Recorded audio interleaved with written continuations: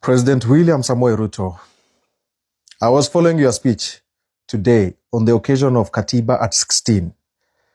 That is 16 years after we ushered in the new constitution. And Mr. President, it's high time you stop lying to yourself and you stop lying to Kenyans. Because this is very personal for me.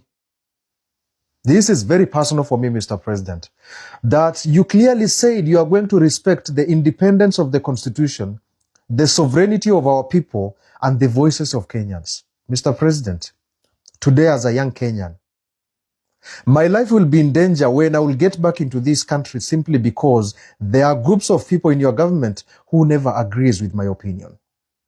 I was actually to come twice to my beloved nation, but I know there are people who are hunting for my head the moment I will step into this airport.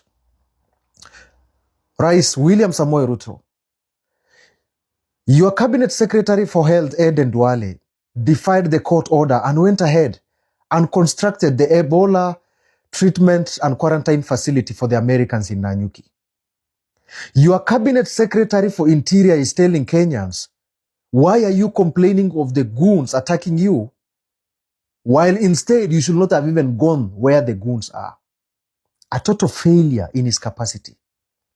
Mr. President, we are reaching a level right now that it is your house, your home, where the future of the Kenyan teachers is pegged upon in the name of TSC, the Teacher Service Commission letters, being dished on the basis of whom you know from the State House, Mr. President. That is not my statement.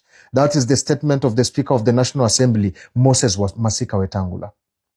Rais William Ruto, you don't know how embarrassed we are as Kenyans walking abroad in diaspora. Our foreign policy has never been this low. We are now complicit over genocides in Sudan because of your leadership. Kenya has never been accused of a genocide. Today we are responsible because of your leadership. Mr. President, tell me one member of parliament, one governor whom you've truly brought to court for violating the Chapter 6 of the Kenyan Constitution. Mr. President, how much is enough? Your member of parliament, your coalition partner said, shoot them in the leg. You yourself, you are clearly on the record when you said, shoot them and take them to hospital and let them get treated. Another member of parliament was so confidently saying, if he were the president, he would have killed 5,000 Genzs.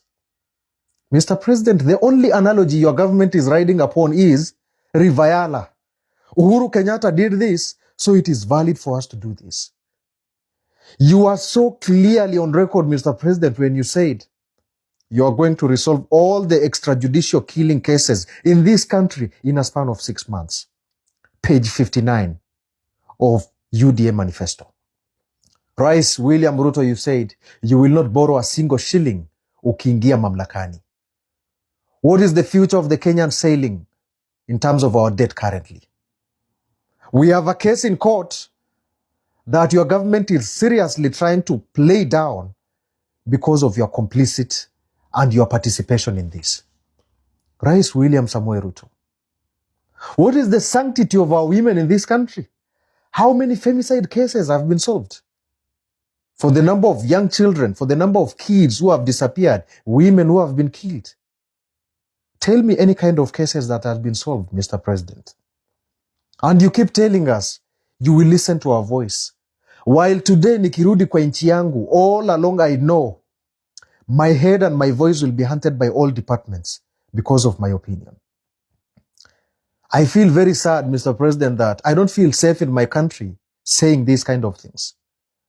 That I feel safe in a foreign nation that I was not even born from.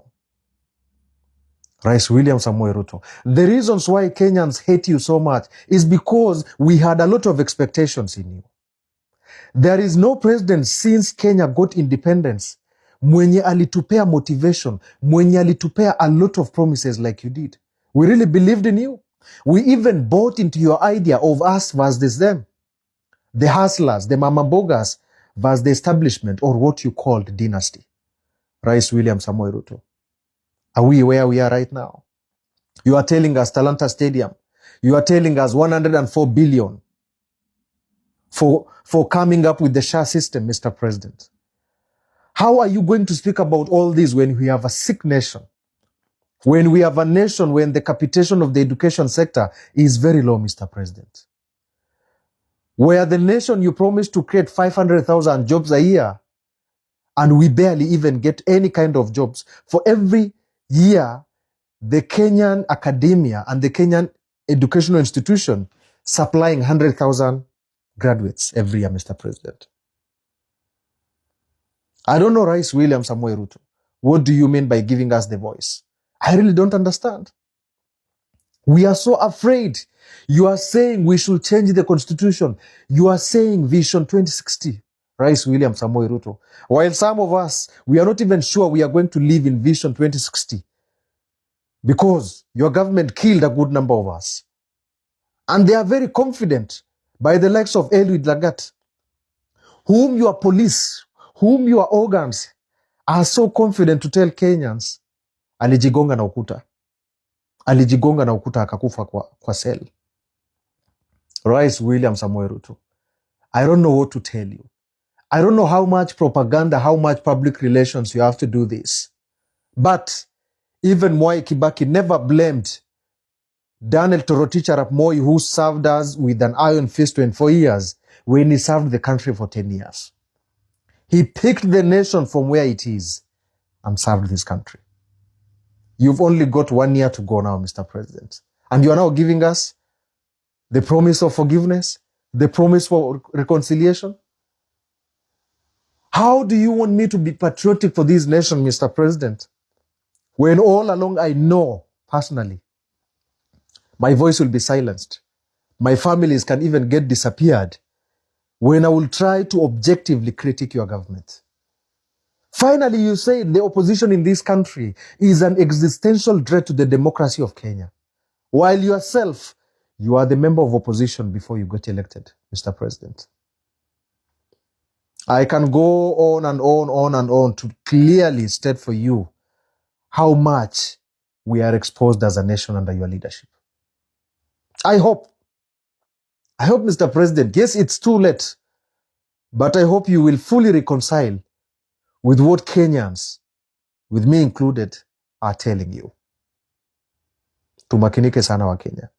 For quite a while now, wengi wenu mnajua that I've always been politically very close to the people of Mount Kenya, watu wa mulima, ambao pia wananiita Galma Dido Mwariama, or the truthful teller.